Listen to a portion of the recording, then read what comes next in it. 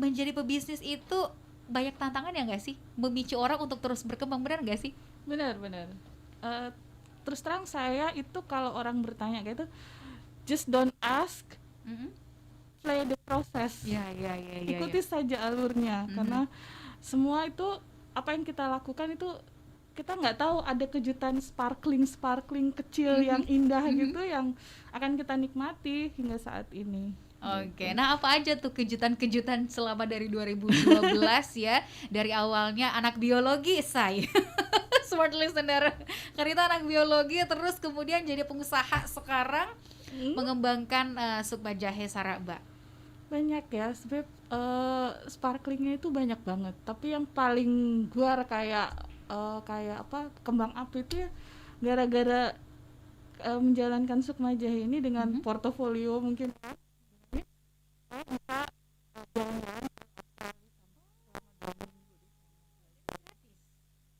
dapat dapat uang transport, uang makan segala macam. Yang mensponsori siapa? Coba. Itu dari Australia Award. Menang Australia Award. Wow. Ya, dapat ini kita apply waktu itu iseng dapat informasi ini apply deh. Daftar. Alhamdulillah dari 600 ini yang mendaftar partisipan ada cuman 25 dan alhamdulillah saya satu-satunya dari Indonesia Timur. Wow, selebihnya dari Sumatera, Jawa dan di tahun Bali. Berapa itu? 2016 kemarin. Oke. Di tahun 2016. Saya juga penasaran di awal-awal memilih untuk menjalankan Sukma Jahe gitu pasti banyak strugglingnya ya nggak sih? Banyak ya. Lebih sulit untuk memulai kadang-kadang ya. Kalau daripada mempertahankan misalnya, walaupun mempertahankan juga sulit ya. Tapi memulai itu memilih langkah pertama tuh yang sulit gitu. Nah, apa aja kesulitan di awal-awal menjalankan bisnis Sukma Jahe? Terus terang yang sebelumnya saya cerita itu yang saya 3 bulan survei untuk dapatkan kemasan bahan baku yang sesuai dengan budget itu kita mantap alias makan tabungan. Jadi modalnya dari tabungan sendiri ya. Betul. Okay. Jadi kita makan tabungan dan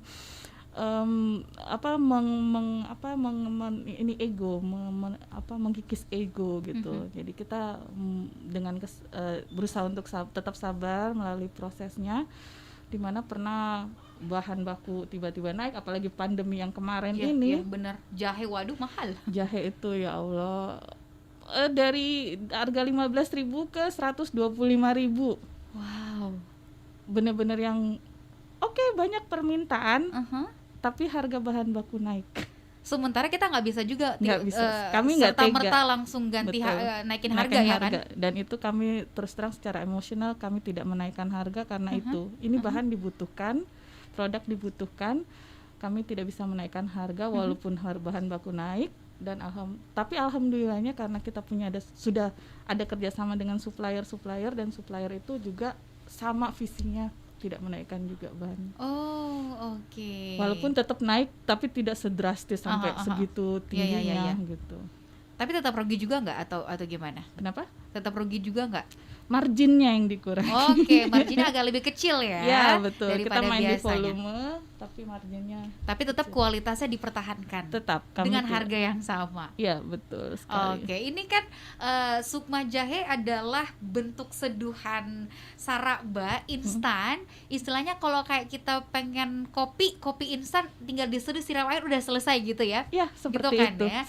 Nah, untuk proses bisa mengemas ini jadi satu kemasan yang cantik dan lebih kekinian, itu pasti ada proses-prosesnya juga. Iya, betul. Ada mendapatkan sertifikat halal juga mungkin, betul. BPOM dan lain sebagainya. Kami masih PIRT, jadi belum belum MD. Kalau BPOM itu MD.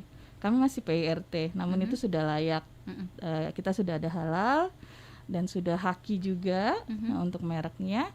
Dan prosesnya juga itu sampai sekarang kita masih ada istilahnya trial error karena itulah saya dan suami itu pegang bagian product development.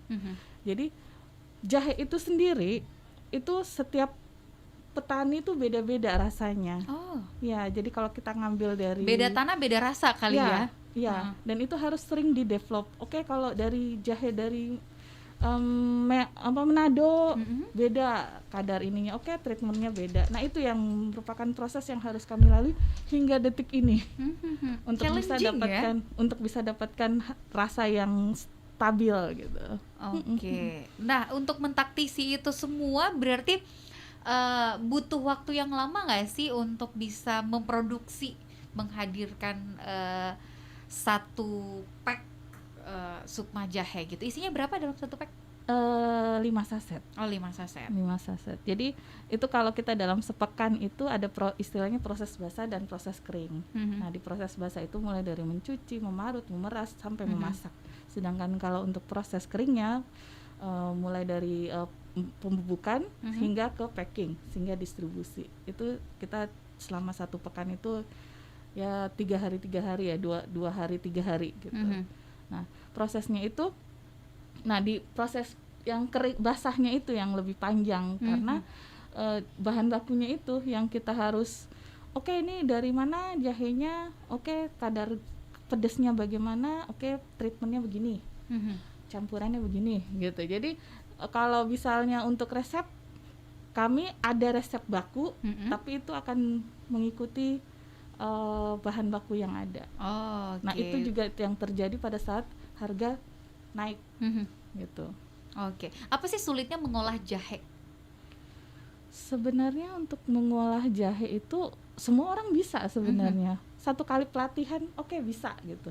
Tetapi yang sulitnya itu pada saat mendapatkan jahe yang begitu, dari misalnya kayak kemarin tuh Makassar, untuk Sulawesi Selatan jahe tuh langsung harga 125. Kami harus ngambil jahe dari supplier yang bukan dari Sulawesi Selatan. Kami terus terang kemarin tuh ngambil dari Nganjuk. Nah, budgetnya juga pasti akan lebih tinggi dong? Enggak, justru. Karena kita supplier udah kerja sama udah lama, jadi pada saat harga naik kami ngambil dari Nganjuk. Nah, di Nganjuk itu jahenya beda dengan Makassar. Nah, itu harus butuh treatment lagi. Berapa creamer yang harus kita pakai, berapa rempah yang harus kita pakai, berapa gula aren yang harus kita pakai, begitu, beda-beda. Jadi untuk urusan perjahean ya Karita udah hatam lah ya. Saya hatam secara ini ya, tapi kalau secara ini suami saya yang istilahnya expertnya, yang tahu ini jenisnya seperti apa. Betul, ya. Betul. Baik. Nah, kemudian selama dari 2012 awalnya pasti sendiri dulu dong ya. Apakah sudah dari awal 2012 itu sudah meng-hire orang sebagai karyawan atau seperti apa, dan sampai sekarang udah berapa timnya? Dari awal sebenarnya salah satu tantangan itu di sini yaitu sumber daya untuk tenaga, untuk karyawan ya.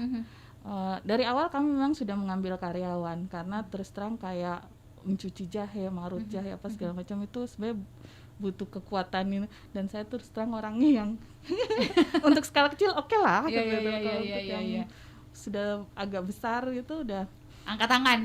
Benar. Kami sudah karyawan gitu. Dan yang saat ini kami memperdayakan ibu-ibu di sekitar tempat tinggal. Nah, itu salah satu tantangan juga karena kadang ibu-ibu mood kalau ada masalah keluarga udah resign, cari lagi, ganti lagi. Nah, itu yang takes time, tapi karena memang kita mau pemberdayaan ya udah dijalanin aja. Baik. Nah, seperti apa juga perjalanannya? Kalau kita bicara soal bisnis kan ya, itu ada pilar-pilar yang termasuk tadi SDM. Gimana kita jadi human resource-nya juga gitu. Kita jadi, biasanya kalau belum ada tim ya kan? Iya, betul. Kita Tommy produksi, kita juga keuangan, kita juga marketing dan lain sebagainya. Nah, gimana Karita dan juga tim dan suami pastinya menghandle itu semua biar balance nih setiap pilar di bisnis saya gitu, walaupun terkadang yang soal tim itu jadi PR besar ya nggak sih? Betul. Nah, kita akan bahas di sesi selanjutnya. Jangan kemana-mana, Smart Listener.